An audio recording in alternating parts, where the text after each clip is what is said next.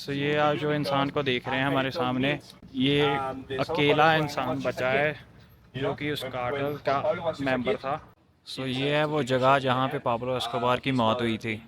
यहाँ पे अभी ये देखें, ये जो सारा एरिया है ना जो अभी आप देख रहे हैं, सारा एरिया पाब्लो एस्कोबार ने डेवलप किया था। महीने की $2500 की सिर्फ रबर बैंड्स यूज़ करते थे कि नोटों की गद्दियों को एक साथ रखने के लिए। हैप्पी बर्थडे टू मी, आज मेरा जन्मदिन है और जन्मदिन के मौके पे एक बहुत ही अलग सी वीडियो लेके आया हूँ मैं। आज मैं आपको दुनिया के सबसे फेमस क्रिमिनल के बारे में बताऊंगा जो कि एक टाइम पे दुनिया का सबसे अमीर आदमी था।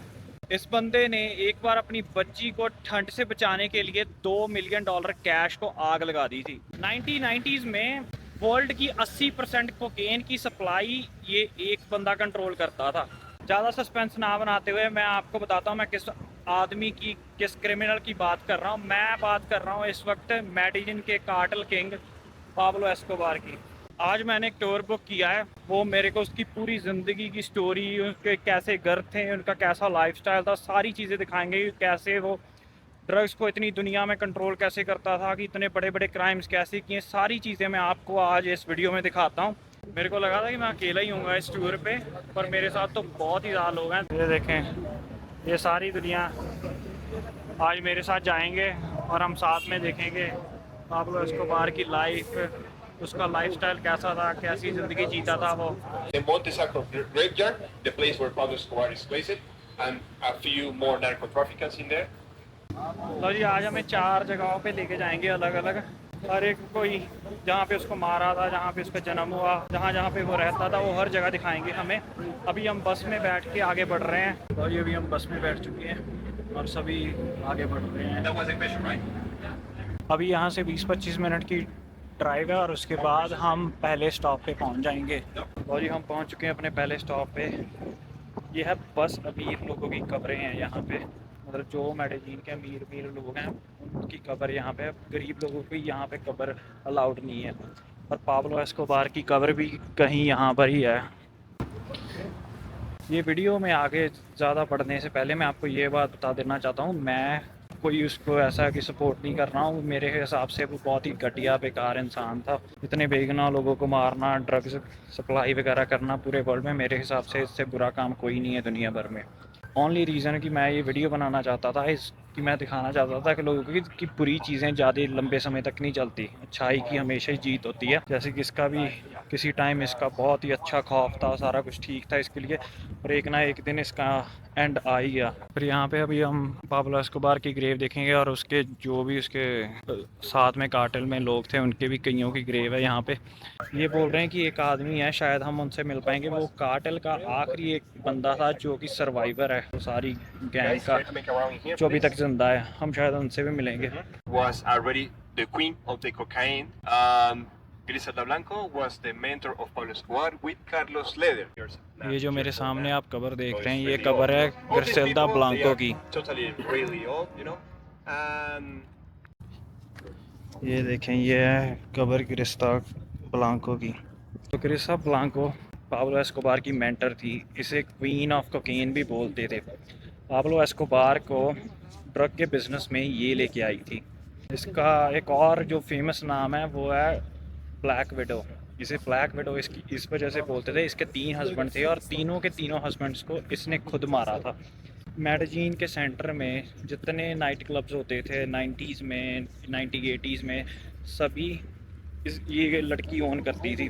पाब्लो एस्कोबार को ड्रग्स के बिजनेस में यही लेके आई थी। ये दोनों मिले थे एक बार क्लब में, फिर उसने समझाया इसको, ये वैसे न्यूयॉर्क से थी, इसने पाब्लो एस्कोबार को अपना बिजनेस आइडिया समझाया। उसने बताया कि साउथ अमेरिका में सबसे बेस्ट और सबसे अच्छी कोकेन मिलती है दुनिया भर में से।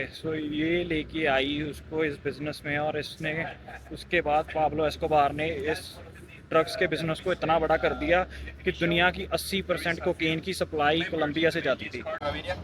this person that you see right here. ये जो कब्र देखी आपने लेफ्ट में, वो गुस्तावो की है, वो लेफ्ट हैंड है पाब्लो एस्कोबार का। सारा बिजनेस पाब्लो एस्कोबार का वही मैनेज करता था। वो एक तरह उसका कज़न भी था और इसमें साथ और भी कई उसके कज़न्स की कब्र है यहाँ पे। पर एक बात देखें भाई, ये देखिए, ये जैसे मैं पहले बता रहा था, ये सारी कब्रें हैं ना जो आज भी ये कब्रें यूज़ की जाती हैं, है ना, कि अगर कोई नया मरता है कोई इस एरिया में, बस अमीर लोगों की कब्र बनती है बस। पर यहाँ से व्यू देखें भाई, क्या बात है, इधर पूरा कोलंबिया दिख रहा है यहाँ से, ओ सॉरी मेडेजिन दिख रहा है यहाँ से, देखें। ओके जी, अभी हम आ गए हैं इधर पाब्लो एस्कोबार की ग्रेव के ऊपर। ये अच्छे दिखाते हैं, ये है पाब्लो एस्कोबार की ग्रेव, ये उसके साथी हैं, और ये उसकी मदर की ग्रेव है, और ये जो बॉडीगार्ड है जो उसके साथ मरा था, और ये उसके फादर की ग्रेव है, और ये दो ग्रेव हैं, ये हैं उनकी दो नानी थी उनकी, जो उनके बच्चों की टेक केयर करती थी। ये देखें भाई, ऐसा सा नज़ारा है यहाँ पे। सो यहाँ पे कब्रें हैं सारी, और इधर भी कब्रें हैं ये सारी भी। He was the bodyguard of Pablo Escobar when he got arrested, when he was escaping, and he is one of the first bodyguards of Pablo Escobar too. और ये हमारे सामने है पाब्लो एस्कोबार के सबसे पहले बॉडीगार्ड्स में से एक। It will be really quick. I mean, this and the picture, and yeah, that's it. सो ये आप जो इंसान को देख रहे हैं हमारे सामने, ये अकेला इंसान बचा है जो कि उस कार्टेल का मेंबर था, जो जिसकी मौत नहीं हुई और जो अभी तक जिंदा है। अभी इसने 2 बुक्स लिखी हैं, He has पर spent ये 23 years in prison, and they make that 2 books about the history of Pablo Escobar in that jail. अच्छा, ये बंदा 23 साल जेल के अंदर रहा है, उसके बाद अभी ये फ्री है, अभी कोई क्राइम नहीं है इनका, कोई ऐसा कोई गलत काम नहीं करते हैं अभी ये। जेल के अंदर इन्होंने 2 बुक्स लिखी थी, और वही बुक्स हमें दिखा रहे थे। बोल रहे हैं कि जब वो उसकी मौत होनी थी उससे 3 दिन पहले पाब्लो एस्कोबार के साथ ही था कि चेज़ हो रही थी जब उसकी। बोले कि किसी टाइम हम इतना छुपे हुए थे कि हमारे पास जेबों में इतना सारा पैसा था कि फिर भी हम उस पैसे को यूज़ नहीं कर सकते थे। कि वो बोल रहे हैं कि पैसा ज़रूरी है, पर इतना भी ज़रूरी नहीं है कि ज़िंदगी कि पैसा सारा कुछ नहीं है, कि हमारे पास इतना पैसा था, बोल रहे हैं कि उस टाइम पर हम पानी की बोतल तक भी नहीं खरीद सकते, क्योंकि हम छुपे हुए थे कि दुनिया से, कि हम दुनिया के आगे नहीं आना चाहते थे। क्या बात है, मैं जो सारा भाई, बुरे काम कभी भी कुछ नहीं अच्छा पाते। बोल रहे हैं किसी टाइम हमने एक पूरा कमरा कोकीन के साथ भरा हुआ देखा हुआ है, और एक पूरे कमरे में पैसों का भरा हुआ कमरा देखा हुआ है, और तब भी वे खुश नहीं थे ये। और अभी ये बुक्स बेचते हैं और छोटे मोटे काम करते हैं। बोल रहे हैं कि अभी मैं ज़्यादा खुश हूँ, पहले इतना पैसा होने के बावजूद भी मैं खुश नहीं था, अभी मैं बहुत ही ज़्यादा खुश हूँ। ये बोल रहा है कि पाब्लो एस्कोबार के साथ रहना ऐसा था कि जैसे एक्टिव न्यूक्लियर बॉम्ब के साथ रहना, कि पता ही नहीं चलता था कब क्या हो जाता था, कब क्या हो जाता था। तो ये हमने इधर ग्रेवयार्ड देख लिया है, अभी हम अगले स्टॉप पे चले हैं। फिर 1990s में पाब्लो एस्कोबार ने ना हर एक बंदे के सिर पे नाम रखा होता था कि अगर आप गवर्नमेंट के साथ जुड़े हुए हैं। वो नॉर्मल लोगों को नाम देता था, अगर आप पुलिस ऑफिसर या किसी जनरल या किसी बड़े पॉलिटिशियन को मारोगे, पाब्लो एस्कोबार उन लोगों को पैसे देता था। अगर आप पुलिस ऑफिसर हो और मैं एज ए नॉर्मल पर्सन, अगर मैं किसी पुलिस वाले की हत्या कर देता हूँ, मार देता हूँ, पाब्लो एस्कोबार मुझे 1 मिलियन पैसों देगा। तब अगर मैं किसी पॉलिटिशियन को मारता हूँ तो मुझे 10 मिलियन पैसों मिलेंगे। मतलब लोगों ने काम करने छोड़ दिए थे, जो गरीब घरों के लोग थे ना, वो ज़्यादा मर्डर में, किलिंग्स में ज़्यादा इन्वॉल्व होने लग पड़े थे, क्योंकि गन खरीदना इतना ज़्यादा इजी था तब कि आप गन खरीद लो, पुलिस वाले को मार दो और आपको इनाम मिल जाएगा पाब्लो एस्कोबार से। कि लोगों के लिए इतना ज़्यादा आसान हो चुका था कि तब की किलिंग इतनी आसान थी कि बस जैसे ऐसा कि ग्रॉसरी स्टोर से सामान खरीदना है। और ये अभी हम पहुंच चुके हैं अपने दूसरे स्टॉप पे, और ये जो आप सामने घर देख रहे हैं, ये वो घर है जहाँ पे पाब्लो एस्कोबार आखिरी दिनों में छुपा हुआ था। पाब्लो एस्कोबार का जन्म हुआ था 1 दिसंबर 1949 रियो नेग्रो कोलंबिया में। भी बड़े गरीब से घर में पैदा हुआ था पाब्लो एस्कोबार, कि इनके घर पे खाने के तक्के के पैसे भी नहीं थे। और 1970s में पाब्लो एस्कोबार का धंधा शुरू हुआ था, जो मैं ब्लैक विडो के बारे में बात कर रहा था ना पहले, उसके साथ मिलने के बाद इसका काम शुरू हुआ था। और एक टाइम पे ऐसे दिन आ गए थे पाब्लो एस्कोबार के प्राइम दिनों में कि वो दिन का $60 मिलियन प्रॉफिट कमा रहे थे ड्रग्स से। सो ये है वो जगह जहाँ पे पाब्लो एस्कोबार की मौत हुई थी, यहाँ पे। सो कई लोग बोलते हैं कि पाब्लो एस्कोबार ने आखिरी दिनों में अपनी जान खुद ले ली थी यहाँ पे, है ना, कि अपने आप को खुद गोली मार ली थी यहाँ से। पर गवर्नमेंट ये बोलती है कि गवर्नमेंट ने उनको गोली मारी थी, गवर्नमेंट ने गोली मारी है, कि गवर्नमेंट ये मानने को तैयार नहीं है। पर कई जैसे लोग प्रूव करते हैं कि नहीं, कि पाब्लो एस्कोबार ने अपनी जान खुद ले ली थी।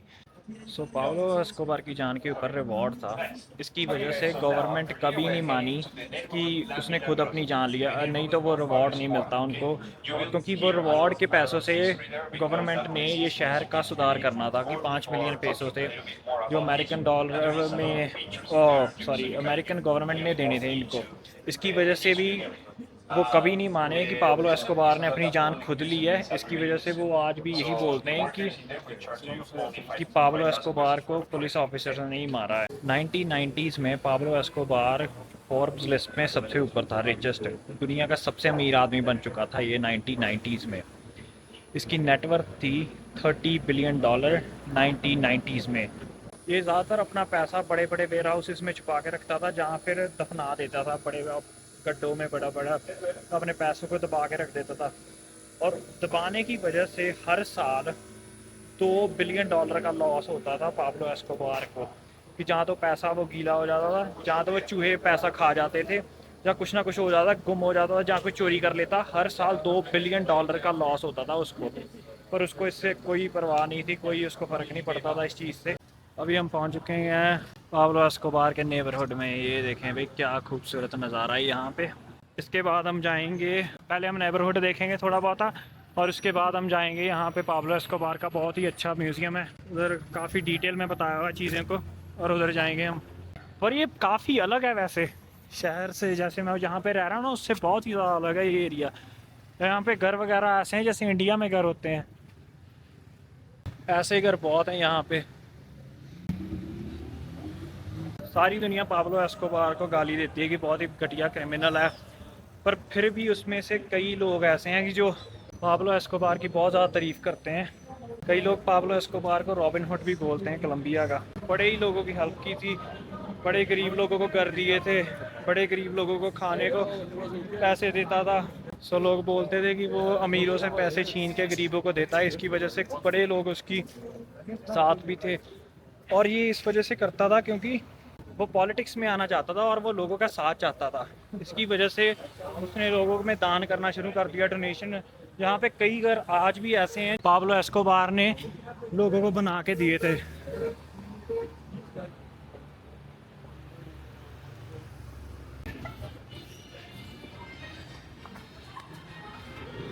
Cheers। पर ये एरिया भी थोड़ा सा खतरनाक सही है, आप देखें यहाँ पे घर काफ़ी टाइट से हैं। ये देखें अपने सामने, ये देखें सामने पाब्लो एस्कोबार की पेंटिंग बनी हुई है यहाँ पे। फिर पाब्लो एस्कोबार में राज में इतना ज़्यादा पैसा आता था उनके पास कि वो महीने की $2500 की सिर्फ रबर बैंड्स यूज़ करते थे कि नोटों की गद्दियों को एक साथ रखने के लिए। ये देखें भाई यहाँ पे पता चल रहा है हाँ भी पाब्लो एस्कोबार के पास आ गए हैं। और इधर भी खाने को ढूंढ लिया अपन ने, ये खाएंगे हम। हॉट डॉग नहीं, सिर्फ चिरीज़ो का डॉग। इधर नेबरहुड में बड़ा ही अलग सा एक्सपीरियंस है, बड़ा मज़ा आ रहा है, मस्त है। लोग बड़े प्यारे हैं वैसे, एक बात बताता हूँ, लोग बहुत ही ज़्यादा अच्छे हैं यहाँ पे। लो जी चलें ऊपर। This is the museum. चलो जी हम पहुँच गए म्यूज़ियम। भाई ये स्टेयर्स ही बड़ी देखिए कितनी ऊपर तक जा रही हैं इधर से, और ये आसपास सिर्फ लोगों के घर ही हैं यहाँ पे भी। देख ले इतना ज़्यादा टाइट एरिया है ये सारा। ओके जी, ये पाब्लो एस्कोबार है, ये गुस्तावो जो मैं बात कर रहा था कि लेफ्ट हैंड है। काफ़ी चीज़ें हैं, ये देखें ये पाब्लो एस्कोबार आ गया, ऐसा दिखता है पाब्लो एस्कोबार। और ये पाब्लो एस्कोबार की गन है इधर नीचे, ये देखें। पर इधर से व्यू देखें भाई अंदर आ गए कमरे में, इतना छोटा सा है। ये देखिए इधर बस पाब्लो एस्कोबार की जैसे शर्ट्स वगैरह हैं, इधर इधर एक dollar bill, $100 bill pay Pablo Escobar बनाया हुआ है। इधर है, this is him, he looks fat. Like Kim Jong-un. Yeah. This is capturado. This is in jail, right? This picture is very iconic. This one. Everybody knows that picture. That is an iconic picture. That's better than here, actually. Look at that. He looked pretty happy there. भाई Pablo Escobar के जो आखिरी दिन थे जिसमें वो police उसको Chase करने लग पड़ी थी कि लोग उसको मारना चाहते थे, उस टाइम वो अपनी फैमिली के साथ भागा हुआ था। एक बार एक ऐसा समय आ गया था कि ठंडी बहुत ज़्यादा थी, है ना, कि घर पे कोई ना लकड़ी थी ना कुछ भी था, कि वो छुपे हुए थे कहाँ पे। फिर पाब्लो एस्कोबार ने $2 मिलियन को आग लगा दी सिर्फ अपने बच्चे को गर्म रखने के लिए, कि गर्मी आ जाए, यहाँ पे आग आ जाए और थोड़ा सा माहौल गर्म हो जाए। भाई इतना पैसा था उसके पास कि ऐसी ऐसी चीज़ें कर सकता था वो। अभी अगर आप ये नेबरहुड को देखेंगे, देखें भी ज़्यादातर घर ऐसे ही हैं यहाँ पे, और यहाँ पे बहुत सारे घर ऐसे हैं जो कि पाब्लो एस्कोबार ने इनको फ्री में गिफ्ट किए हुए हैं तब के। तो लोग उसको बोलते थे कि वो रॉबिन हुड है, कई लोग उसको अच्छा मानते थे, कई लोग उसको बुरा मानते थे, पर उसने बड़े लोगों की हेल्प भी, यहाँ पे काफ़ी लोगों की हेल्प भी की हुई है। भाई स्मगलिंग करने के भी उसके इतने इतने तरीके थे कि जैसे प्लेन के टायर्स में भर के कोकेन अलग कंट्री में ले जाना, वो तरीका कि लोगों को पैसे देना कि आप मेरी कोकेन ले जाओ अगले देश में, और क्या क्या उसका एक तो जो फेमस तरीका था उसका कि वो प्लेन को हवा और प्लेन में कोकेन रख लेते थे और वो प्लेन को लैंड भी नहीं करते थे, ऊपर से ही कोकेन नीचे फेंक देते थे। ये मतलब उनका टारगेट इतना अच्छा था कि अगर आपको मान लो कि कोकेन यहाँ पे कहीं पे डिलीवर करानी है ना, तो प्लेन ऊपर से ही ना वो लैंड होगा, ऊपर से ही कोकेन के बॉक्स, कोकेन के कंटेनर्स वगैरह इधर फेंक देंगे, और उनका निशाना इतना अच्छा होता था कि यहाँ पर ही आके गिरेगी कोकेन। जब उसके काले काम बहुत ही ज़्यादा बढ़ चुके थे, गवर्नमेंट उसके पीछे पड़ चुकी थी, गवर्नमेंट उसको मारना चाहती थी, गवर्नमेंट चाहती थी कि इसका कत्ल हो जाए, ये ख़त्म हो जाए, इसका कुछ ना बचे, है ना भाई। तब उसने गवर्नमेंट को एक चीज़ ऑफ़र की थी, गवर्नमेंट को उसने बोला था कि मैं अपनी नेशनल डेप्थ पे कर दूंगा $10 बिलियन और आप मेरे को छोड़ दो। मतलब गवर्नमेंट का, मतलब देश का सारा लोन वो पे ऑफ कर देगा जो वर्ल्ड बैंक को देना था, पर गवर्नमेंट मानी नहीं। गवर्नमेंट ने इस चीज़ को रिफ्यूज़ कर दिया था क्योंकि गवर्नमेंट नहीं चाहती थी कि क्रिमिनल हमारे देश का लोन कैंसिल करे। अभी ये देखें भाई, यहाँ पे जैसे ये घर हैं इधर, मतलब सीढ़ियों के साथ ही इधर राइट लेते ही घर आ गया इधर, और ये सारा एक घर है ऊपर तक, और यहाँ पे अलग घर हैं सारे, यहाँ पे घर हैं। ये घर काफ़ी सुंदर हैं वैसे तो। और भाई अभी हम आ गए हैं दूसरे कमरे में, और ये फ़ोटो है जब उसका कत्ल हो गया था। Okay, guys, nice.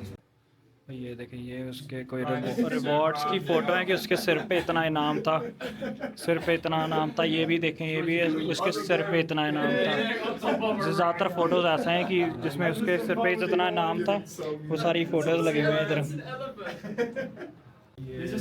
ये देखें, ये फ़ोटो है फिशर के जब उसकी डेथ हुई है, और ये वो फॉर्म है जिसमें ये पता चलता है कि हाँ भी उसकी डेथ उसने खुद सुसाइड किया था।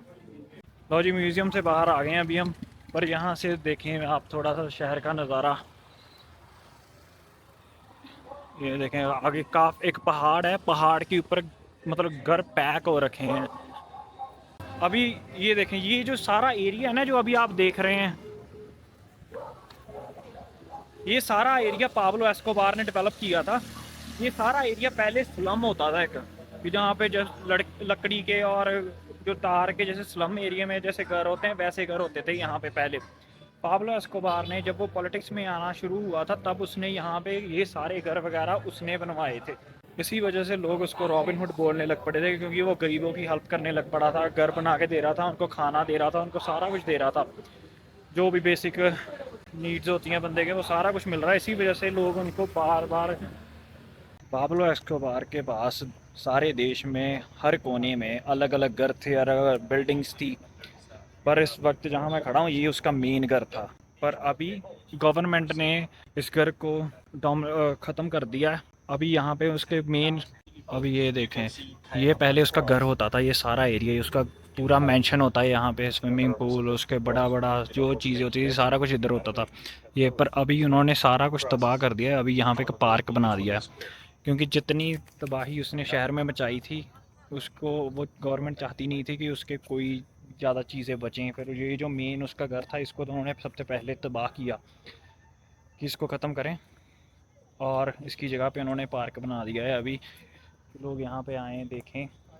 सो ये वॉल का भी एक बहुत ही ज़रूरी इम्पोर्टेंस है कि भाई जितने उसने लोगों को मारा, ये देखें आपको होल्स दिखेंगे यहाँ पे, देखें ये सारे होल्स, एक एक होल एक एक बंदे की जान को जस्टिफाई करता है। उसने इतने लोगों का मर्डर किया था, इतने लोगों की जान ली थी। ये देखें भाई, ये देखें कितनी बड़ी दीवार है, ये देखें यहाँ पे वो उधर तक सारे, और ये ऐसे नहीं है कि एक आधा होल है, देखें कितने ज़्यादा होल हैं। देखें लाखों लोगों का उसने मर्डर किया था, पर देखें भाई इतना घटिया इंसान था वो। इसी वजह से गवर्नमेंट ने उसका सारा कुछ ख़त्म किया हुआ है कि ज़्यादा कुछ बचे ना, कि लोगों को उसकी यादें में ज़्यादा रहे ना कि हाँ भी वो कोई बंदा था। कि लोग मिटाना तो चाहते हैं, गवर्नमेंट चाहती था कि लोग भूल जाएं उसको अच्छे से, पर इतना बड़ा क्रिमिनल कैसे लोग भूल सकते हैं। उसका सबसे बड़ा डाउनफॉल शुरू हुआ था जब वो पॉलिटिक्स में आ गया था, और वो गवर्नमेंट के साथ इतने ज़्यादा पंगे लेने लग पड़ा था कि गवर्नमेंट खुश नहीं हो रही थी उसके साथ। पहले गवर्नमेंट के ऐसा होता था कि वो गवर्नमेंट को ब्राइब करता था, अगर आप उसकी ब्राइब एक्सेप्ट करते हो तो ठीक है, अगर नहीं एक्सेप्ट करते तो वो आपको मार देगा। भाई ये देखें, ये सारे एक एक बॉम्ब को जस्टिफाई करते हैं। 200 से ज़्यादा बॉम्ब फटाए थे उसने सारे शहर में। ये देखें हर एक साल लिखा है 200 से ज़्यादा बॉम्ब। भाई इतना बड़ा क्रिमिनल ऐसे ही नहीं हो, दुनिया का सबसे अमीर आदमी बन चुका था। उसने पूरे काम भी बहुत ज़्यादा किए थे, तभी इसको मौत ऐसी आई। अरे ये देखें भाई, हर एक नंबर 200 से ज़्यादा बॉम्ब थे जो उसने शहर में अलग अलग जगह पे लगाए थे, क्योंकि लोगों की, लाखों लोगों की जानें गई थी उस समय। उसकी एक बहुत ही फेमस लाइन है, प्लाटा ओ प्लोमो, जिसका मतलब है सिल्वर और रेड। जहाँ तो हमसे रिश्वत ले लो और जहाँ तो अपनी जान हमें दे दो। मतलब वो ऐसा करता है कि गवर्नमेंट के लोगों को बोलता था कि जहाँ तो हमसे रिश्वत ले लो, जहाँ तो हम आपको मार देंगे, दूसरा कोई ऑप्शन नहीं है। मतलब किसी ना एक इस तरह या उस तरह काम तो करना ही है उसने अपना।